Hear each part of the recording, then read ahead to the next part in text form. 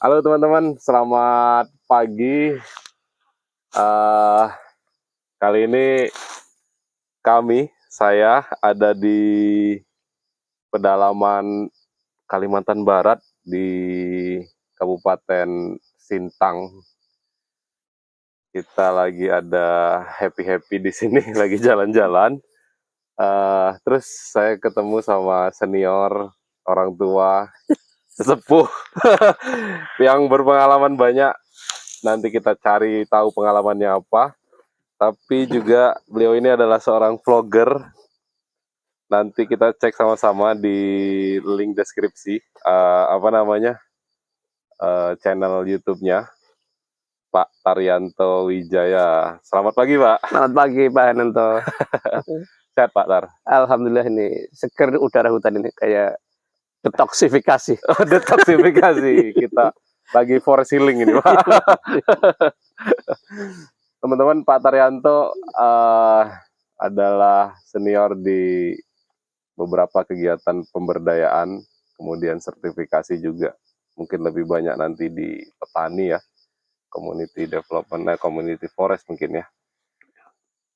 Pak Taryanto, selamat purna tugas nih Pak. Oh ya, veteran. Veteran. Pak Tar, ceritain dikit tentang ini dong, aktivitas sekarang ngapain Pak? Saya sederhana, jadi kalau pagi-pagi habis subuh, Iya. Kalau saya bangun mulai 2:30 ya. 2:30 pagi. Pagi itu gitu. membantu ibu untuk menyiapkan mikrobisnis berupa lento dan klenyem. Lento dan klenyem Di Wonogiri itu harus siap diantar jam 5 pagi. Berarti jam 2:30 sampai jam bangun. 6 pagi. Terus kemudian saya subuhan di masjid. Ya. Terus subuhan di masjid itu kegiatannya itu karena saya itu pegawai Tuhan. Jadi kalau habis subuhan di masjid itu membersihkan masjid. Oke. Membersihkan masjid dan sekitarnya, dan kemudian setelah itu kemudian menikmati teh pagi. Masih subuh nih, habis subuh. Habis subuh teh pagi. Ya. Setelah bertadarus teh pagi dan gorengan lah ini yang mungkin yang bikin saya gemuk ya. Konsisten. Gorengan, dan kemudian setelah itu sarapan sebentar di rumah, kemudian ke kandang untuk memelihara ternak kambing. Ternak kambing Pak? Iya, ternak kambing. Okay. Dan kemudian sampai sekitar jam 10, jam 11 ya. Istirahat 2 jam. Nah mulai jam 2 saya harus membantu istri lagi untuk menyiapkan produksi, ada menguliti singkongnya, marutnya. Oh, untuk besok pagi. Untuk besok pagi. Dan kemudian sore hari setelah sholat asar, saya bagian pemarutan saya. Marut singkong. Singkongnya. Terus kemudian 4:30 sampai maghrib saya ke kandang lagi. Untuk makan sore. Makan sore sama nutup kandang. Iya gitu. Terus kemudian sholat isya, kemudian setelah sholat isya tadarus sampai jam 8. Terus istirahat. Habis itu kemudian istirahat sambil buka-buka email dan juga nulis-nulis, baik yang sastra, politik, tapi masih belum dipublikasikan. Gitulah kira-kira rutinnya. Oke, jadi keren ya teman-teman. Sudah punya aktivitas rutin Pak Tar ini, tapi kok nggak ada hubungannya dengan rencana cerita kita nih nanti. Nanti dihubung-hubungkan. Di Wonogiri ya Pak ya? Di Wonogiri, Jawa Tengah. Wonogiri. Oke teman-teman, jadi Pak Tar adalah seorang kalau saya lihat tadi ya, kepala keluarga ya, kemudian petani kambing ya, terus yang kedua pelaku entrepreneur ya juga, mikro UMKM gitu ya, produk kreatif, terus ibadahnya juga bagus, rencana penulis juga, penulis sastra atau buku-buku yang rencananya mau dirilis sama Pak Tar. Nah, tapi dari 5 atau 6 profesi tadi, saya mau nyinggung yang tidak pernah disebutkan nih Pak. Wah, lah ini malah yang mengungkap yang masih terpendam ya. Yang masih terpendam. Oke. Tadi saya sebut Pak Tar purna tugas. Nah, teman-teman, beliau ini adalah salah satu orang penting, tokoh penting di salah satu organisasi namanya Persepsi. Betul ya Pak? Ya, ya. Apa itu persepsi Pak? Persepsi itu perhimpunan untuk studi dan pengembangan ekonomi sosial. Perhimpunan untuk studi. Untuk perhimpunan untuk studi dan pengembangan ekonomi sosial. Oke, NGO ya Pak? NGO itu berdiri sejak 1991. Udah lama ya. Ya. Di kantor pusat di Klaten. Kantor perwakilan di Wonogiri. Dan dari Wonogiri itu mengendalikan program pertanian, kehutanan dan lingkungan untuk seluruh Indonesia. Seluruh Indonesia Pak. Ya. Pak Tar terakhir sebagai? Saya sebelum purna tugas sebagai wakil direktur untuk program pertanian, kehutanan dan lingkungan, ditambah juga untuk bagian dokumentasi dan informasi serta jaringan. Oke. Sebenarnya saya pengen ngulik banyak tentang persepsi, tapi takutnya konten kita terlalu panjang. Tapi saya pengen ngulik ke bagaimana proses Pak Tar terlibat di dunia sertifikasi ini. Ini penting kayaknya nih Pak. Dulu saya nggak tahu sertifikasi ya. Dulu? Sekitar tahun berapa tuh Pak? Dari 98 itu saya... pasca reformasi itu belum terlalu familiar. Terus kemudian ketika saya direkrut oleh Persepsi pada tahun 98, saya masuk ke program pertanian dan kehutanan serta lingkungan. Terus baru pada tahun 2000 itulah isu sertifikasi mencuat. Mulai ya? Ya. Di kehutanan ya? Di kehutanan awalnya. Dan awalnya itu kan karena produk Indonesia dicap sebagai produk dari illegal logging lah gitu, produk dari illegal logging gitu. Produk illegal logging, sehingga kemudian tidak bisa diterima oleh pasar dunia gitu. Dari situlah kemudian hasil negosiasi antara kelompok NGO dan kelompok bisnis, ya kamu boleh memasukkan produkmu ke pasar lagi, tapi harus dengan syarat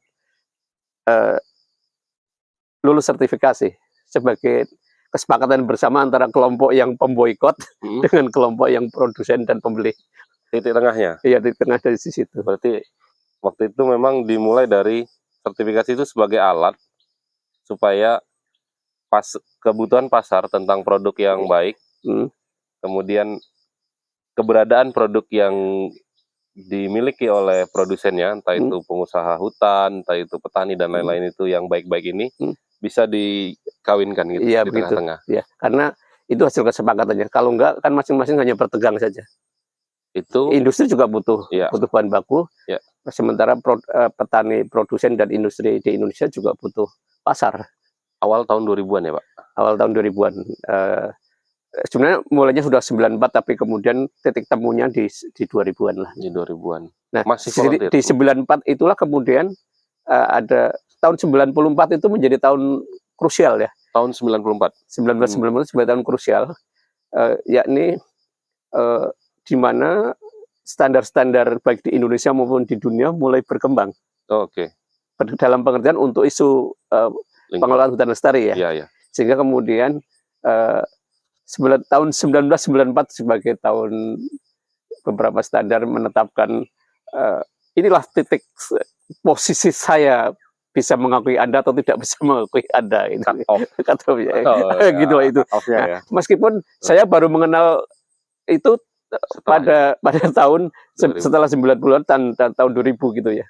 Tapi kenapa kok tahun 94 baru tahu setelah saya mulai terlibat di proses-proses pembelajaran tentang sertifikasi gitu. Zaman-zaman itu berarti 94 itu log masih alam semua ya? Ya, waktu itu masih ekspor log masih boleh. Ekspor log masih boleh. Kalau sudah mulai setelah 94 itulah mulai tidak boleh ekspor log. Gergajian harus diolah. Mau tidak mau mengharuskan industri melakukan konversi produknya kan. Dari semula log dengan mudahnya begitu harus mulai menata industri. Gitu. Nah, di situ juga semangat sertifikasinya mulai muncul ya. Ya, dan semua orang belajar ya tentang keberlanjutan bisnis dan sertifikasi itu menjadi instrumen. Ya, menjadi instrumen yang disepakati bersama untuk memastikan bahwa alur sumber, kemudian ketelusuran proses, dan juga produk akhir itu adalah well managed gitu ya, well managed dan diterima secara lingkungan, diterima secara sosial gitu. Itu awalnya kan dari sana. Dan itu inisiatif secara voluntary waktu itu dengan teman-teman kelompok penggerak dan pengusaha ya. Ya itu karena itu isu global, jadi berbagai kelompok voluntary global melakukan itu.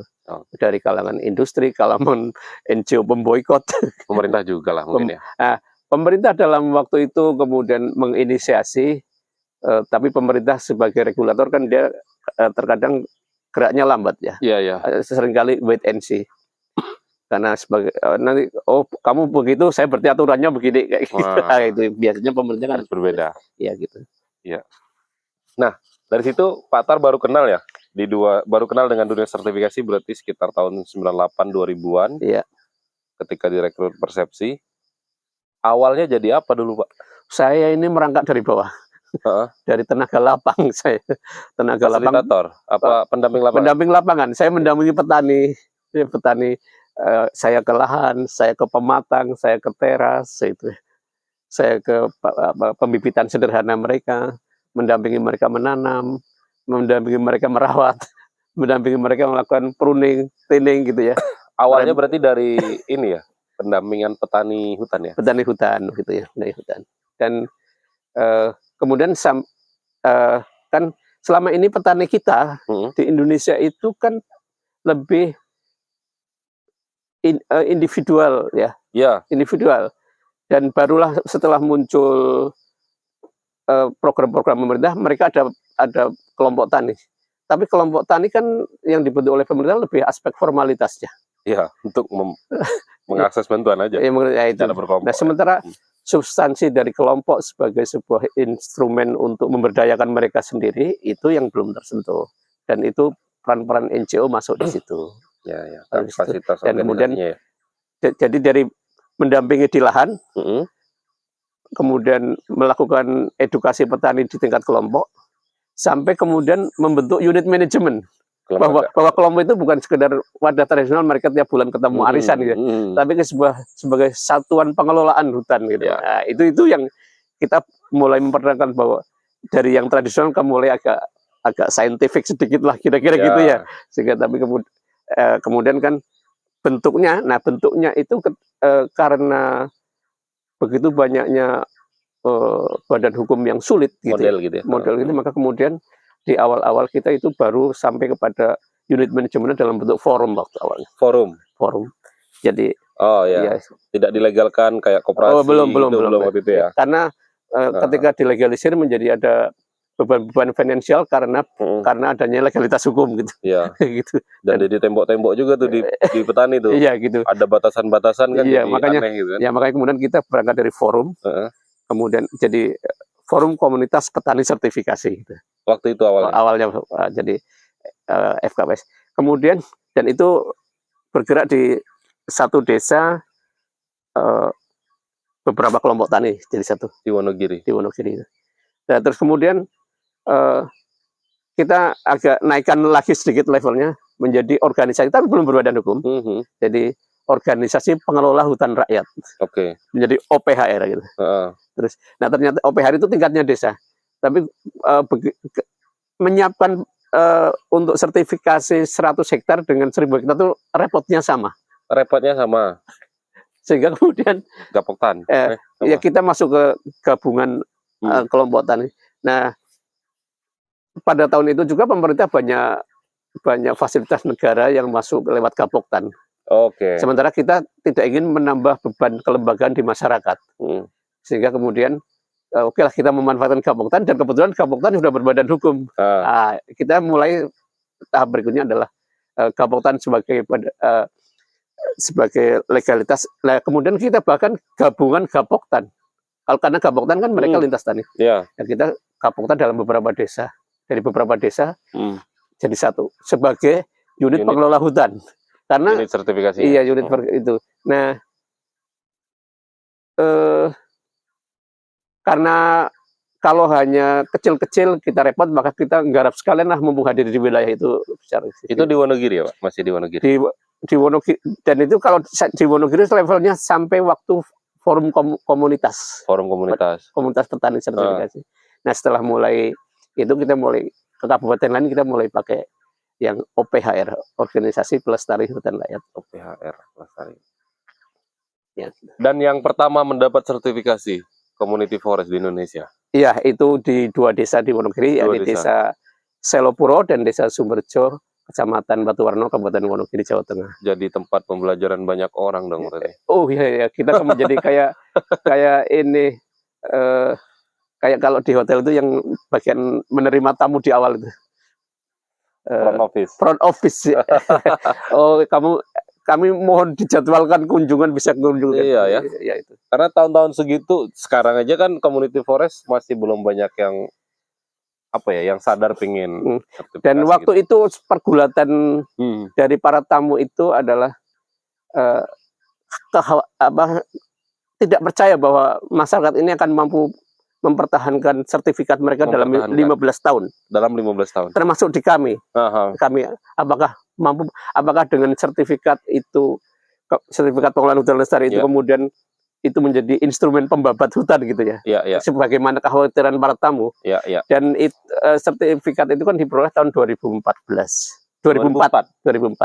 Untuk 15 tahun kan sampai 2019. Betul. Kami menguji itu 15 tahun untuk standar layak. Dan terpegang sampai saatnya sampai 2019 nyaris pola penebangan seperti biasa. Keren ya. Ya. Dan hutannya masih utuh sampai sekarang itu. Tapi kemudian karena pasar tidak cukup berterima, kemudian kita hanya sampai 1 periode saja, 15 tahun. Pengelolaannya tetap kan masih seperti yang dulu kan? Iya, gitu. Jadi itu di satu sisi sebuah forum komunitas petani bisa mempertahankan hutan. Iya. Ternyata ya terujilah gitu.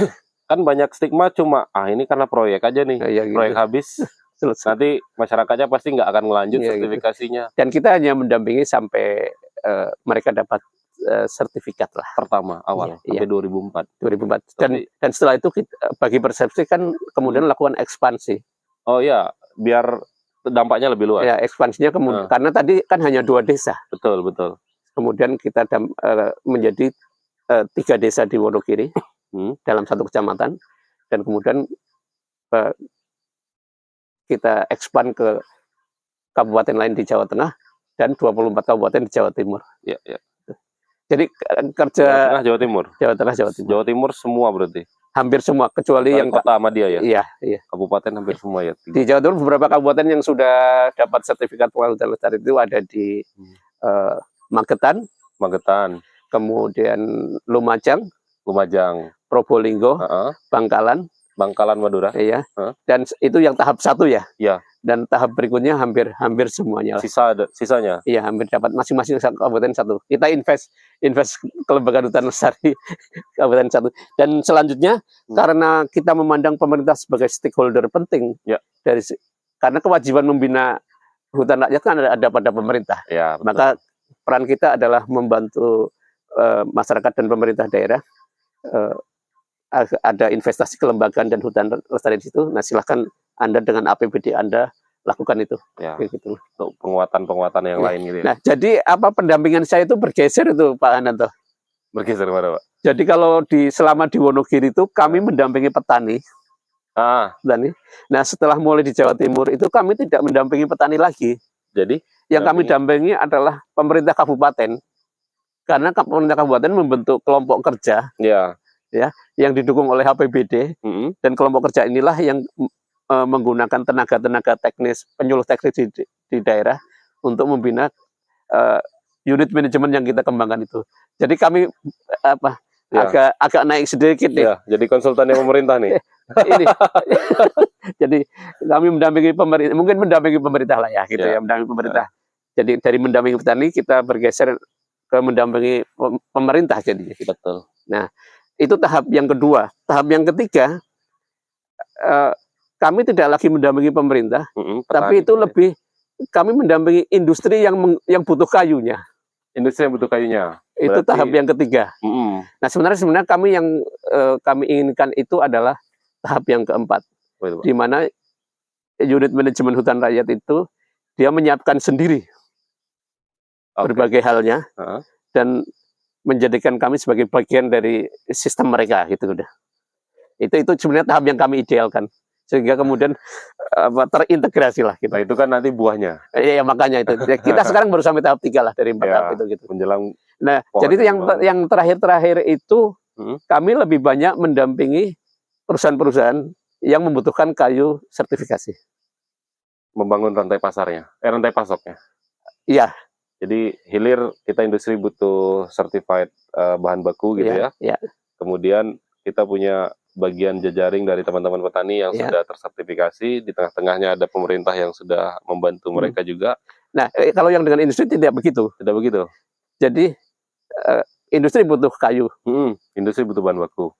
Dan punya uang. Iya. Terus mereka butuh sumber daya yang dekat dengan pabrik mereka. Oke. Jadi kemudian, kami melatih orang-orang industri untuk bisa ngerti sertifikasi, dan kemudian mereka berdialog dengan petani, mereka men-set up unit management gitu. Jadi sasaran yang itu bergeser ya? Dari petani, pemerintah ke industri yang mengolah gitu. Ya, itu penting juga buat industri, karena tetap kan pelaku pasarnya kan itu sebenarnya. Iya makanya petani dan industri. Kenapa itu menjadi bagian dari rencana strategis di kami, karena bagaimanapun kalau kemudian sebuah program tidak ada insentif pasar, itu kan kalau program itu selesai kan akan balik. Tapi kalau itu di set up dalam kerangka bisnis, ya kan didorong oleh pasar atau market driven, nah maka itu yang akan berkelanjutan. Dan industri inilah kan sebenarnya yang bertemu dengan pasar kan industri. Industri produsen bertemu dengan pasar. Iya kan, si industri kan bertemu dengan pasar. Nah kemudian industri harus nyambung ke bahan baku. Nah, jadi sasaran kami bergeser gitu. Tengah sekarang. Membina industri. Begitulah kira Pak Ananto. Saya dengar Pak Tar juga terlibat dalam penyusunan standar-standar nih untuk sertifikasi nih. Jadi kalau tadi target organisasinya sudah sampai ke kita pengen misalnya petani-petani lebih mandiri, aware gitu ya. Kemudian pelaku usaha industrinya diajak terlibat dalam sistem sertifikasi ini. Tapi saya nggak tahu Pak Tar atau persepsinya nih. Itu udah naik kelas lagi nih. Udah naik lagi ke atasnya lagi sebagai bagian dari tim yang menyusun standar-standar sertifikasi ya. Ya, secara kelembagaan kehadiran saya baik dalam tim penyusun standar untuk National Forestry Stewardship di Indonesia itu atau NFSS itu atas nama Persepsi, sehingga nama Persepsi ada di bagian tim penyusun itu. Kemudian begitu juga untuk PFC dan AFCC di Indonesia itu juga atas nama Persepsi. Jadi artinya Persepsi tidak lagi yang di lapangan masih, tapi karena di Persepsi juga ada kaderisasi orang yang mengerti dan bisa melakukan sertifikasi, sehingga untuk yang di lapangan bagian teman-teman lain, saya bagian yang belum terstruktur di tim penyusun gitu. Kreator. Tim penyusun. Sehingga untuk tahun 2014 saya diminta oleh FSC Indonesia untuk bisa masuk di tim SDG, Standard Development Group. Itu untuk 14 untuk menerjemahkan International Generic Indicator ke dalam konteks Indonesia. Dan itu anggotanya hanya 9 orang. 9 orang. Dan kemudian bekerja 4-5 tahun lah secara voluntary, secara sukarela gitu. Sulit nggak Pak? Sulit. Sulitnya pertama, dinamika peraturan pemerintah kan dinamis. Betul Pak. Saya mau sampai situ nanti. Dinamis. Yang kedua, kebijakan di tingkat FSC sendiri juga berubah-ubah dengan cepat. Internasional. Iya, itu juga berubah dengan cepat. Terus sementara kan untuk mengubah sebuah standar kan butuh proses yang panjang. Brainstorming. Nah, sebenarnya awalnya sudah jadi sampai 2016. Tapi kemudian sudah agak mapan. Tapi kemudian di FSC sendiri muncul perubahan lagi, sehingga harus readjustment lagi. Sehingga sampai kemudian akhir 20-an lah ya, baru bisa diajukan ke General Assembly untuk bisa recognize ya, recognize. Karena saya lihat kan memang pemerintah tuh mungkin sejak tahun 2016 ya, itu kan perubahan regulasi kita tuh cepat banget kan? Iya. Apalagi terakhir ada UU CK lagi, Omnibus Law. Iya. Semua undang-undang dulu, peraturan-peraturan dulu kan. Termasuk kan ketika di standar lama kan persoalan SVLK belum masuk. Nah, ketika di tengah-tengah itu kan SVLK menjadi wajib adanya. Ya. Nah, kita harus masukkan di situ juga keberadaan sertifikasi yang mandatori. Dan sebagai itu untuk yang dengan standar FSC ya. Ya. Kemudian saya juga setelah itu diminta untuk oleh FCC Indonesia, untuk sekretariat FCC di Indonesia untuk bisa ikut di komite standar. Merevisi yang lama itu ya? Iya, yang standar 2021. Iya gitu. Jadi begitulah ya pengalaman saya terlibat dalam tim-tim penyusunan standar. Jadi saya mengalami pergeseran tugas dari di bawah kepada pemerintah, kemudian kepada industri, kemudian sekarang kepada penyusun sistem gitu. Iya. Pada standar owner. Iya, apalagi level tertinggi dari itu, nggak ada. Mungkin pertanggungjawaban kepada Tuhan nanti. dan sejarah. Saya penting pahami ini Pak, karena ya di dunia sertifikasi ini kan unik kadang-kadang saya lihat ya. Ada proses regenerasi gitu ya, kaderisasi. Tapi kayaknya memang untuk kami yang masih muda-muda ya Pak ya, saya juga ketemu dengan beberapa teman-teman di kampus-kampus gitu ya. Ada yang di Sumatera, ada di mana-mana. Pengetahuan tentang sertifikasi, jangan sampai pengetahuan lah ya, informasi tentang sertifikasi saja itu minim sekali. Ya. Ya, betul. Itu minim sekali. Belum sampai pada informasi, belum sampai pada pengetahuan ya. Apalagi kalau sampai pada level kayak Pak Taryanto tadi. Mungkin baru berita mungkin ya. Baru berita, belum nguliti itu isi dalamnya apa itu kan. Jadi kalau Pak Taryanto kan bikin standarnya nih. Sudah bisa berstrategi, kita harus sampai kepada industrinya, pelaku usaha bisnisnya, dan lain-lain gitu ya. Informasinya saja sampai berita, baru sampai dalam level berita, newsnya saja. Nah, ada beberapa pertanyaan nih Pak, yang sering saya dapat khususnya di teman-teman petani ya. Sekarang kan syukurnya ini kan sertifikasi itu sudah masuk ke dalam banyak komoditi ya. Kalau dulu mungkin saya kenalnya cuma di kayu aja ya. Atau komoditi hutan, kemudian sekarang larinya ke komoditi macam-macam. Termasuk yang terbaru ini isu tentang EUDR itu kan, yang rame, dan kayaknya tools yang dipakai juga sertifikasi itu untuk menjawab itu. Adalah kopi, kemudian sawit yang paling rame kayaknya. Nah, di beberapa tipe entah hutan, kemudian komoditi lain gitu ya, entah kopi, karet, sawit. Ini kalau dilihat irisannya kan mirip-mirip nih Pak. Bahwa mayoritas itu bersumber dari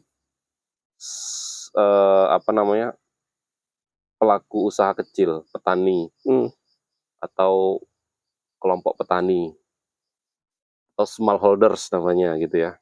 Nah, atau apapun itulah. Tapi kebanyakan itu bersumber dari petani. Nah, tapi di tingkat petani sendiri sering tanya, Mas, manfaat sertifikasi ki apa to saja nih? Apa sih sebenarnya manfaat sertifikasi yang bisa kami terima gitu? Nah, dari pengalaman panjang Pak Tar itu apa yang bisa Pak Tar ceritakan, Pak? Ya, saya juga melakukan pengamatan atas manfaat yang diterima oleh petani. Ada 3 tingkatan penerimaan petani atas sertifikasi ya. Yang pertama adalah kejelasan tata batas. Area kelolanya ya. Area kelola dan juga informasi potensi kekayaan mereka. Itu yang mungkin paling dekat dengan mereka lah. Kemudian yang kedua adalah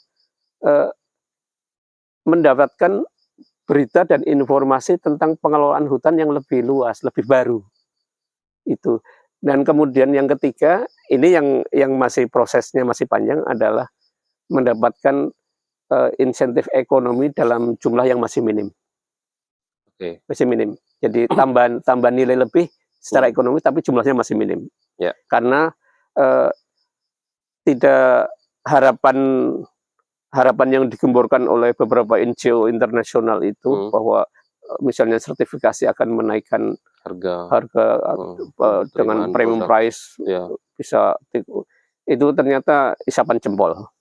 Isapan jempol. Dan yang sebenarnya di lapangan yang baru dirasakan peningkatan petani itu harga di tingkat petani itu kisarannya baru antara 8 sampai 13%-an lah maksimal itu. Ya, itu yang rasional. Dan harga itu lebih karena meningkatnya persaingan harga di tingkat industri ya. Kayu yang masuk di tingkat industri. Jadi itu artinya bahwa industri kita itu belum cukup well informed dengan sertifikasi. Karena industri itu kalau mendapat kayu sertifikasi dia akan keluar-keluar kilo, aku pakai kayu lestari gitu. Jadi itu lebih masih untuk brand image, green image ya. Bahwa saya penghasil green product gitu loh. Itu. Ya, jadi 3 itu sebenarnya core-nya. Ya core-nya di 3 manfaat itu. Dan jadi manfaat di tingkat petani sebenarnya sertifikasi itu belum cukup banyak. Itu kenapa? Kasusnya Jawa ya. Itu karena skala produksi tingkat petani itu masih kecil. Dan menggeser mereka dari tebang butuh ke tebang lestari itu tidak mudah karena itu menyangkut skala pengelolaan di tingkat unit management. Karena model pengelolaannya begitu. Dan justru model yang itu yang bisa sustainable gitu. Di Jawa pengalaman Jawa itu. Dan karena tanaman yang di Jawa itu kan relatif tanaman untuk yang saya dampingi awal itu tanaman yang umur panjang. Sementara tapi pengalaman kami bekerja di Jawa Timur agak sedikit berbeda karena ada terhubung dengan industri dan itu tanaman cepat tumbuh. Lumajang gitu ya. Di Lumajang, Probolinggo, dan Sengon. Jadi dan itu terhubung langsung dengan industri dan itu artinya manfaatnya lebih cepat terasa. Jadi ada petani itu pertama dididik oleh industri. Yang kedua kayunya dikasih kepastian pembelian. Nah itu dan itu jadi Jawa Tengah Jawa Timur bagi kami itu menarik ya karena pembelajarannya beda-beda gitu ya beda-beda gitu. Mungkin sekarang lebih banyak atau lebih dekat ke model Jawa Timur Pak ya. Saya mau coba nyambungkan dengan komoditi lain nih Pak. Karet kita itu kan lebih dari 60% kawasannya itu adalah milik smallholder petani karet rakyat. Sawit lebih dari 41% kalau nggak salah itu adalah secara luasan ya itu milik petani. Nah mereka ini kan berhadapan dengan isu-isu yang salah satunya sertifikasi juga. Jadi kita coba iriskan tipis-tipis ini. Kalau di sistem pengelolaan yang di Jawa Timur dengan tanaman fast growing-nya sengon gitu ya, mungkin mirip-mirip ya. Di dalam satu hamparan tanaman pencampurnya tidak terlalu banyak mungkin ya. Jadi sengon kan jarak tanamnya rapat-rapat ya. Ada di bawah mungkin pon-ponan gitu ya. Nah ada nggak ya kaitannya misalnya dengan peningkatan produktivitas kayunya atau produktivitas lahan lah kita bicara lahannya.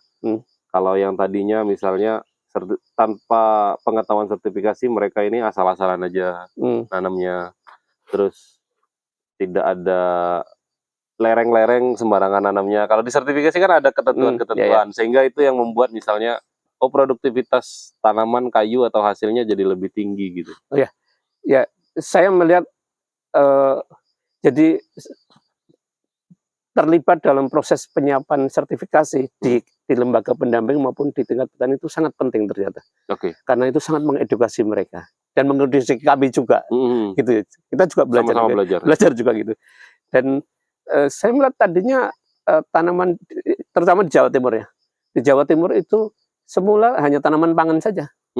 Atau tebu mungkin ya. Sedikit tebu, tanaman pangan saja. Dan kemudian yang menariknya di Jawa Timur kesepakatan yang kita fasilitasi antara petani dengan industri melalui kooperasinya itu. Jadi industri itu sampai mau berinvest pohon bibit dari awal. Dan itu memberikan kepastian pasar. Dan itu menarik bagi petani. Betul. Dan kemudian dari semula yang produksi tanamannya hanya palawija, sekarang ada palawija masih. Kemudian mereka punya investasi kayu. Jangka panjang. Dan yang kedua mereka punya investasi tanaman buah. Jadi mereka jadi MPTS-nya itu. Musiman. Ya. 6 bulan sekali. Dan juga mereka punya kemudian bawahnya beberapa tanaman pohon-pohon atau tanaman obat-obatan herbal masih bisa dikembangkan. Dan jadi itu mereka menjadi makin cerdas memanfaatkan lahan mereka. Dan itu yang pertama. Yang kedua, mereka makin memahami bahwa perlindungan atas kawasan-kawasan yang kritis, lereng, sepadan sungai itu mereka makin hormati lah. Ternyata apa yang kami lakukan ini juga dihormati oleh dunia gitu, oleh berbagai standar gitu. Apresiasi. Nah itu yang menarik gitu ya. Dan mereka makin berhati-hati memelihara kawasan mereka, lahan-lahan mereka, dan mereka juga proses pertukaran belajar di pematang sawah, di gubuk-gubuk istirahat mereka juga makin bervariasi lah. Karena berkelompok, sering ngobrol gitu ya, ketemu kasus ceritakan. Iya. Jadi itulah. Jadi memang butuh pendekatan kepada petani yang itu dengan bahasa sederhana, tapi kemudian apa yang kita itu bergulir di antara mereka. Karena kalau peningkatannya sekitar 7-13% itu, ya mungkin mirip-mirip dengan inflasi ya itu ya. Kenaikan harga gitu. Iya, makanya petani juga nggak dapat apa-apa sebenarnya. Iya, lebih bertahan. Iya, lebih pada. Makanya ini sebenarnya kewajiban pemerintah menciptakan dunia usaha dan juga industri dan kelompok buyer ya, yang artinya memang harus peduli. Kalau petani sebagai grower tidak bergembira, ya mereka suatu saat akan mengkonversi lahan mereka. Iya, industri juga kehabisan bahan baku tutup. Jadi mari kita gembirakan petaninya. Rame-rame nanti kan. Ketika bahan baku tersedia kan industri juga pasti tumbuh aman. Karena dari sanalah sebenarnya proses-proses dan ujung untuk berbagai produk akhir dimulai. Jadi gembirakanlah mereka yang di tahap awal, supaya jangan hanya yang di tahap tengah ya, tingkat tengah ya, yang menikmati nilai tambahnya, kembalikan ke sebagian hasil. Jadi contoh perusahaan-perusahaan Jawa Timur saya kira menarik ya. Jadi dari keuntungan mereka melakukan perdagangan kayu sertifikasi, mereka investasikan dalam 3 hal ya. Pertama bibit, yang kedua pendampingan teknis, dan yang kedua kepastian pasar. Pasar itu. Pendampingan teknis menyangkut kepada kelembagaan dan juga tata kelolanya ya. Nah, itu saya kira menjadi contoh yang Jawa bagus. Timur ya. Dan artinya kepada teman-teman industri ya Anda menikmati keuntungan memang kewajiban Anda karena Anda sebuah profit company kan. Tapi share sebagian itu untuk dari mana sumber-sumber Anda berasal, gembirakanlah mereka supaya tetap menjadi pemasok Anda berkelanjutan. Oh, itu didengar tuh teman-teman pelaku usaha tuh. Banyak nih teman-teman saya nih, Pak, industri nih, Pak. Bikin juga hutannya, jangan cuma beli kayu aja ngambil. Supaya pabriknya tuh bertahan jangka panjang dan sama-sama gembira. Ya. Nanti cari teman-teman yang bisa mendampingi secara teknis, secara kelembagaan supaya tidak ditipu juga sama teman-teman di lapangan gitu ya. Jadi biar sama-sama berjalan. Terakhir Pak Tar. Ke depan mau ngapain, Pak? Saya agak sederhana ya.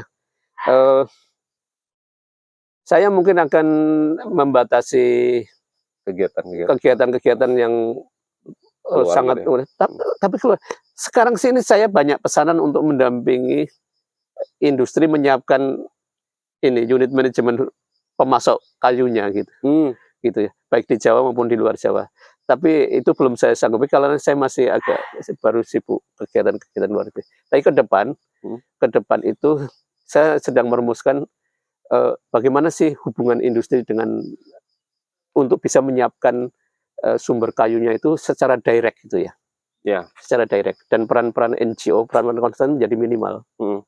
Sehingga dengan demikian industri-industri mengalokasikan biaya penyiapan sertifikasi bagian dari biaya produksinya gitu. Masuk ke dalam HPP-nya. Iya, itu. Dan itu menjadi program kerjanya mereka. Iya. Gitu. Jadi mereka harus harapan Pak Tar, mereka punya program yang direct juga untuk menjamin kepastian suplai bahan bakunya dari petani-petani. Dan itu bagian dari biaya produksinya industri. Gitu. Dihitungnya di awal. Iya, dengan gitu. Itu yang saya harapkan. Dengan demikian titik gembiranya diawali dari industri gitu. Ya, mereka masuk dalam nilai investasinya. Iya, gitu. Itu yang sedang ke depan akan saya konsentrasikan ke sana. Oke. Ya. Gitu ya teman-teman semua. Terima kasih banyak Pak Tar. Ya, terima kasih. Selalu sehat. Amin. Mudah-mudahan nanti ini bisa tayang dan teman-teman bisa nonton. Ya. Terima kasih. Sukses selalu untuk Pak Taryanto. Amin. Kemudian nanti persepsinya makin berkembang. Ya. Petani-petani makin banyak yang bisa menerima manfaat. Sawit lagi banyak loh Pak, yang kayak gitu. Mungkin pembelajaran dari hutan ini bisa masuk ke petani-petani kelapa sawit. Iya, insya Allah. Saya kebetulan pernah menjadi peer reviewer untuk RSPO untuk wilayah Asia Pasifik, Amerika Selatan dan juga Afrika. Nah, itu mungkin sesi lain nanti. Ya, sesi lain Pak. Terima kasih ya Pak Tar. Terima kasih. Terima kasih teman-teman. Assalamualaikum warahmatullahi wabarakatuh.